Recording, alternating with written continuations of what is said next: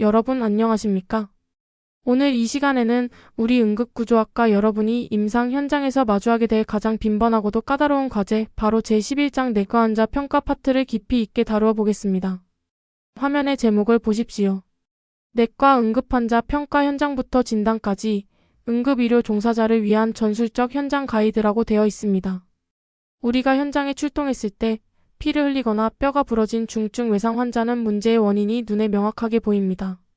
하지만 내과 질환 환자는 겉으로 뚜렷한 상처가 없기 때문에 오히려 대부분의 상황에서 외상보다 더 긴급하고 치명적인 경우가 많습니다. 보이지 않는 몸속의 붕괴를 찾아내야 하니까요. 따라서 오늘 이 긴 강의를 통해 여러분은 환자의 집에 들어서는 첫 발부터 시작하여 환자의 호흡소리 하나, 피부색 하나에서 단서를 찾아내는 정밀한 탐정으로 거듭나게 될 것입니다. 현장 조사에서 시작해 1차 평가, 2차 평가로 이어지는 완벽한 진단 알고리즘을 마스터할 준비를 하시기 바랍니다. 자, 집중해서 잘 따라와 주십시오. 본격적인 세부 평가에 앞서 우리가 현장에서 밟아야 할 3단계의 거대한 프레임워크를 머릿속에 먼저 그려보겠습니다. 화면을 보시면 역삼각형 구조로 위에서 아래로 갈수록 초점이 좁아지는 것을 알 수 있습니다. 가장 넓은 상단 페이지 1은 현장 조사 및 초기 인상입니다. 환자에게 손을 대기 전에 주변 환경이 안전한지, 환자의 첫인상은 어떤지 시각적으로 스캔하는 단계입니다. 그 아래 페이지 2는 1차 평가입니다. 여기서는 환자의 병명을 알아내는 것이 목적이 아닙니다. 환자를 당장 죽게 만들 수 있는 생명 위협 요소, 즉 A, B, C, D의 치명적 결함을 찾아 즉각적으로 배제하는 것이 목표입니다. 여기서 한 가지 헷갈리기 쉬운 부분 짚고 넘어가겠습니다. 1차 평가 도중 기도가 막히거나 호흡이 멈춘 것을 발견했다면 평가를 끝까지 진행하는 것이 아니라 그 즉시 평가를 멈추고 생명구조 처치부터 먼저 시행해야 합니다. 마지막 가장 좁은 하단의 페이지 3은 2차 평가입니다. 생명에 급한 불을 껐다면 이제 OPQRST, 앰플 같은 도구를 활용해 병력을 청취하고 머리부터 발끝까지 계통별 신체 검사를 통해 근본 원인을 찾아내는 심층 진단 단계입니다. 이 3단계의 흐름은 절대 거스를 수 없는 응급구조의 철칙이라고 이해하시면 됩니다. 환자가 쓰러져 있다고 해서 무작정 달려가는 것은 훈련받지 않은 일반인이나 하는 행동입니다. 프로페셔널한 응급구조사의 첫 번째 임무는 현장 위험 요소를 파악하는 것입니다. 화면에 육각형의 레이더망이 보이시죠? 현장의 위험 요소는 크게 6가지로 분류됩니다. 첫째, 폭염이나 한파, 어두운 조명, 미끄러운 바닥 같은 환경적 요소입니다. 둘째, 통제되지 않는 군중이나 약물에 취해 공격적인 행동을 보이는 환자 본인 등의 인적 요소입니다. 셋째, 붕괴 위험이 있는 건물이나 끊어진 전선 같은 구조물 기계적 요소입니다. 넷째, 코로나19 같은 감염병이나 야생동물 등 생물학적 요소입니다. 다섯째, 화재 현장의 유독가스나 방사선, 노출 같은 화학물리학적 요소이며 마지막 여섯째는 자살 시도 현장 등에서 겪는 극심한 스트레스인 심리사회적 요소입니다. 여러분, 우측 상단의 붉은 경고창을 보십시오. 이 슬라이드에서 가장 중요하고 시험에 단골로 출제되는 대원칙입니다. 감염병이나 화학재난 상황에서는 반드시 위험도에 맞는 개인 보호구를 착용해야 합니다. 응급구조사 본인의 안전 확보가 언제나 환자 처치보다 영순위라는 점 절대 잊지 마십시오. 현장이 안전하여 환자에게 다가가는 그 짧은 몇 초의 순간 동안 여러분의 눈은 이미 환자를 스캔하고 있어야 합니다. 이것이 바로 초기 외관에 대한 임상적 관찰, 즉 첫인상입니다. 내과 환자는 겉보기 증상만으로 중증도를 판별해야 하므로 이 초기 직관이 매우 중요합니다. 5가지 범주를 봅니다. 첫째, 체위 및 자세입니다. 환자가 눕지 못하고 구부정하게 앉아 숨을 헐떡이는 삼각대 자세를 취한다면 만져보지 않아도 심각한 호흡기나 심혈관계 이상을 암시합니다. 둘째, 피부 상태입니다. 피부가 창백하거나 새파랗게 질린 청색증, 그리고 식은땀이 보인다면 쇼크나 순환장애를 즉각 의심해야 합니다. 셋째, 행동 및 정서 반응입니다. 환자가 극도로 불안해하거나 혼란스러워한다면 심리적 문제뿐 아니라 뇌로 가는 산소가 부족하다는 뜻일 수 있습니다. 넷째, 눈을 맞추고 반응하는지 보는 의식 수준입니다. 마지막 5째, 이 4가지를 통합하여 내리는 종합적인 임상인상입니다. 이 환자가 당장 1분 1초가 급박한 중증 상태인가? 이 우선순위 결정이 바로 여러분의 경험과 직관에서 나오는 초기 평가의 핵심입니다. 이제 환자 곁에 무릎을 꿇고 본격적인 1차 평가에 돌입합니다. 화면의 대시보드를 보면 A, B, C, D 4가지 계기판이 있고 그 중앙에 심장 박동 모양의 주호소가 자리 잡고 있습니다. A 기도는 기도가 열려 있는지 평가합니다. 환자가 명료하게 말을 하거나 아기가 크게 운다면 기도는 개방된 것입니다. B 호흡는 호흡수와 깊이 그리고 산소 교환이 적절한지 봅니다. C 순환은 쇼크 징후가 있는지 맥박과 피부색을 통해 혈액순환의 원활성을 평가합니다. D 의식은 뇌로 피가 잘 가는지 중추신경계 상태를 확인합니다. 그리고 이 모든 것을 관통하는 중앙의 주호소를 확인해야 합니다. 주호소란 환자가 신고하게 된 이유, 즉 환자 본인이 현재 가장 고통스러워하는 증상을 말합니다. 의식이 없다면 보호자의 진술이나 외견상 보이는 가장 심각한 문제가 주호소가 됩니다. 1차 평가는 이 생명 유지의 핵심 톱니다. 바퀴들이 정상적으로 굴러가는지 신속하게 확인하는 과정입니다. 기도가 막혀 있다면 즉각 개방해야 합니다. 여기서 환자의 특성에 따른 접근법을 명확히 구분해서 기억하세요. 아주 헷갈리기 쉬운 부분입니다. 손으로 기도를 여는 방법부터 볼까요? 화면 좌측 일반적인 내과 질환처럼 외상, 경추 손상이 의심되지 않는 환자에게는 한 손으로 이마를 누르고 다른 손으로 턱을 들어 올리는 머리 기울임 턱 들어 올리기를 기본으로 적용합니다. 하지만 화면 우측 쓰러지면서 머리를 부딪혔거나 교통사고 등 척추 손상이 조금이라도 의심된다면 절대 목을 꺾으면 안 됩니다. 척추 움직임을 최소화하기 위해 턱뼈각만 위로 수직으로 들어 올리는 아래턱뼈 밀어 올리기를 시행해야 합니다. 손으로 영 기도를 유지하기 위해 장비를 삽입할 때도 중요한 기준이 있습니다. 입으로 넣는 입인두 기도 유지기는 환자가 외객거리는 구역 반사가 없는 완전 무의식 환자에게만 써야 합니다. 구역 반사가 남아있는 환자에게 억지로 넣으면 구토를 유발해 기도가 더 막힙니다.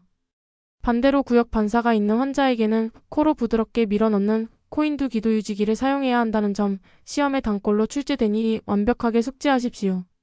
기도가 열렸다면 호흡이 정상적인지 평가해야 합니다. 화면을 보시면 다양한 파형의 비정상 호흡 패턴이 나옵니다.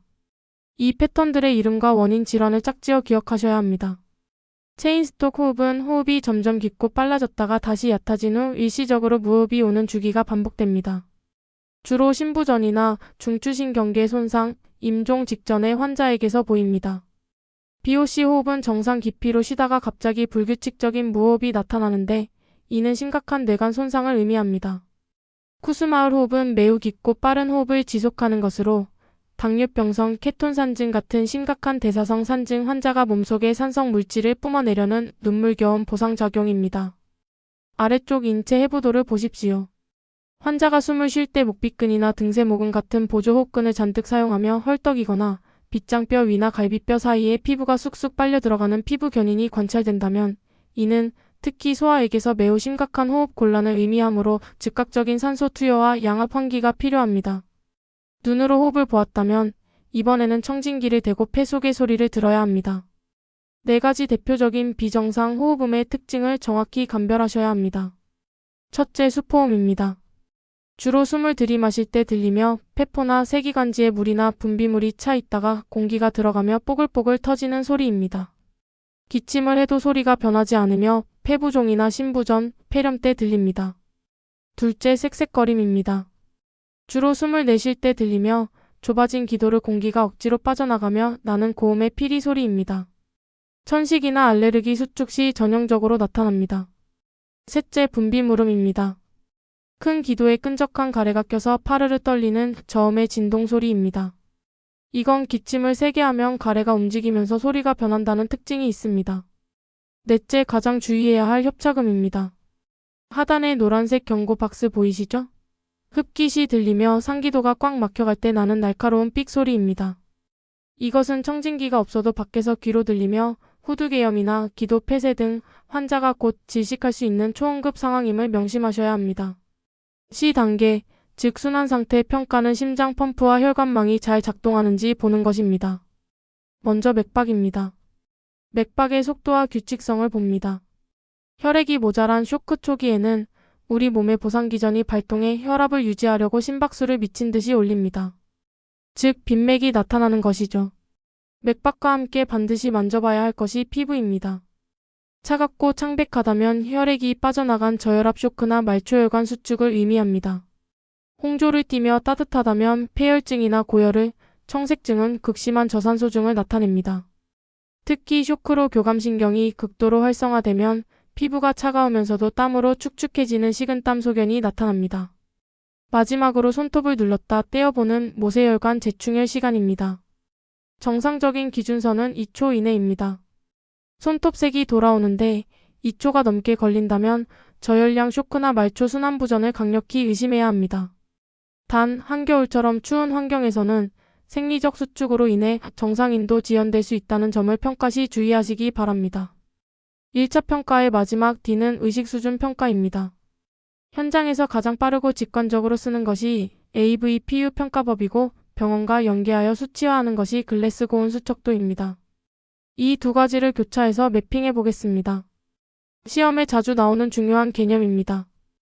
A. 얼러트, 명료는 GCS 15점 만점 수준으로 눈을 뜨고 정상 대화가 가능합니다. V. 버발, 언어 지시 반응은 졸린 상태지만 이름을 부르거나 큰 소리에 눈을 뜨고 반응하는 단계로 대략 GCS 13에서 14점에 해당합니다.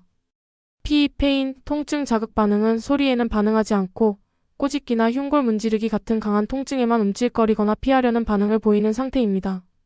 GCS 8에서 12점, 이나 4에서 7점 언저리에 속합니다. U. 얼레스폰시브, 무반응은 어떤 자극을 주어도 축 늘어져 있는 혼수 상태, 즉 GCS 3점입니다. 여기서 하단의 붉은색 경고를 보십시오. GCS 점수가 8점 이하로 떨어지면 환자는 중증 의식 상태로 간주되며 스스로 기도를 보호할 능력을 상실했기 때문에 응급구조사의 적극적인 기도 관리, 기관 내삭관 등과 요망된다는 점을 확실히 기억하십시오. 생명의 위협을 배제했다면 이제 2차 평가로 넘어가 탐정처럼 정보를 수집합니다. 병력 청취의 두 가지 핵심 마법의 단어 OPQRST와 앰플입니다. 현재 호소하는 주 증상을 파헤치는 OPQRST부터 볼까요? O는 발병 원인으로 갑자기 아팠는지 서서히 아팠는지 묻습니다. P는 어떤 자세나 행동을 할 때 유발되거나 완화되는지 봅니다. Q는 통증의 질입니다. 찢어지는 듯한지 코끼리가 짓누르는 듯한지 묻습니다. R은 아픈 부위와 다른 곳으로 퍼지는 방사통 여부입니다. S는 심각도로 0점에서 10점 사이의 척도로 객관화합니다. T는 언제부터 얼마나 지속되었는지를 확인합니다. 과거의 병력을 조사하는 것은 앰플입니다. A. 알레르기 유무, M. 평소 복용 중인 약, P는 앓고 있는 과거 병력이나 수술력, L은 마지막 식사 시간. L은 수술 전 마취를 대비해 아주 중요합니다. 마지막 E는 이번 사태를 촉발한 사고 당시의 전후 상황과 기전입니다. 이 문진표를 달달 외워 현장에서 기계처럼 튀어나오게 훈련하셔야 합니다. 내과 평가에서 또 하나 중요한 질환이 바로 뇌졸중입니다.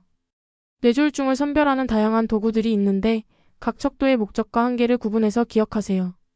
아주 헷갈리기 쉬운 부분입니다. 먼저 패스트입니다.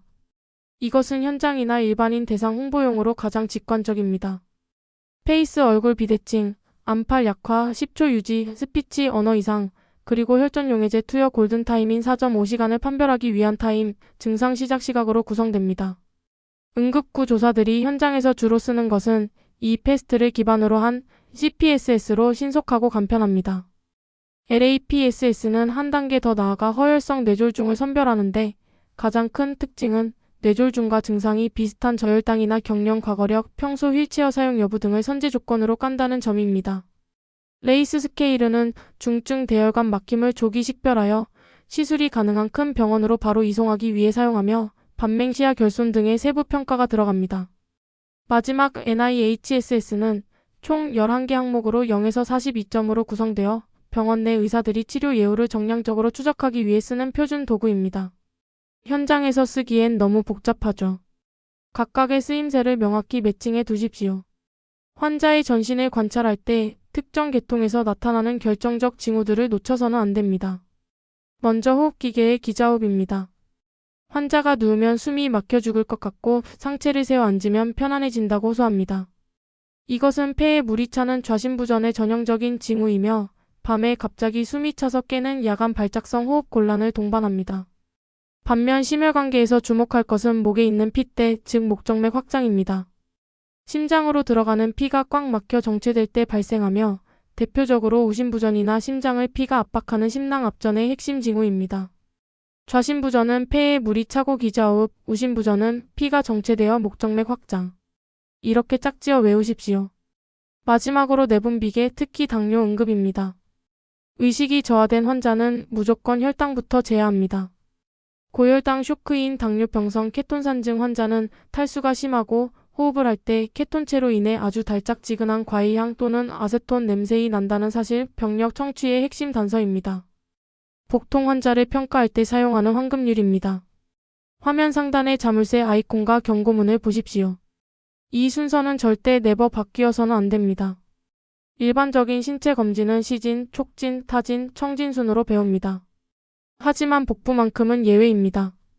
반드시 눈으로 보는 시진 다음에는 무조건 청진을 먼저 해야 합니다. 그 이유는 손으로 배를 누르거나 두드려버리면 장이 자극을 받아 장운동 소리가 인위적으로 변해버리기 때문입니다. 청진으로 장음의 항진이나 무장음을 확인한 뒤에야 타진으로 가스나 복수를 감별하고 마지막 촉진을 통해 국소적인 압통을 확인합니다. 특히 촉진을 할 때 배를 깊게 눌렀다가 손을 뗄 때 하고 비명을 지르는 것을 반발 압통이라고 하는데 이것은 맹장염 같은 복막염이 터졌을 때 나타나는 아주 강력하고 위험한 징후라는 것을 꼭 기억하시기 바랍니다. 여러분 장시간 대단히 수고 많으셨습니다. 오늘 숨 가쁘게 달려온 내과 환자 평가 강의를 총정리하는 국가응급의료 프로토콜 통합 알고리즘입니다. 출동을 나가면 스텝 1, 2는 철저한 PPE 착용과 현장 안전조사를 거칩니다. 스텝 3는 환자 곁에 다가가 초기 첫인상과 의식을 파악하고 스텝 4는 1분 1초가 급한 ABC 생명 위협 요소를 평가하고 즉각 처치합니다. 스텝 5 환자의 중증도 우선순위를 결정해 이송 방향을 잡습니다.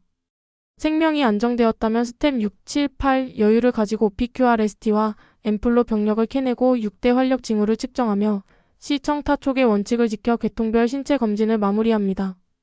마지막으로 이 모든 데이터를 병원에 무전으로 보고하고 꼼꼼히 기록하는 것이 완벽한 출동의 사이클입니다. 하단의 텍스트를 기억해 주십시오. 정확한 현장 평가는 환자의 생존율을 결정하는 첫 번째 방어선입니다. 여러분의 눈썰미 하나, 청진기 소리 하나에 누군가의 부모와 자식의 생명이 달려 있습니다. 오늘 배운 이 엄격한 진단 프로토콜을 머리와 몸에 완벽히 체화하여 현장에서 흔들림 없이 발휘하는 최고의 응급구조사가 되기를 응원합니다. 대단히 수고 많으셨습니다. 이것으로 11장 강의를 모두 마치겠습니다. 감사합니다.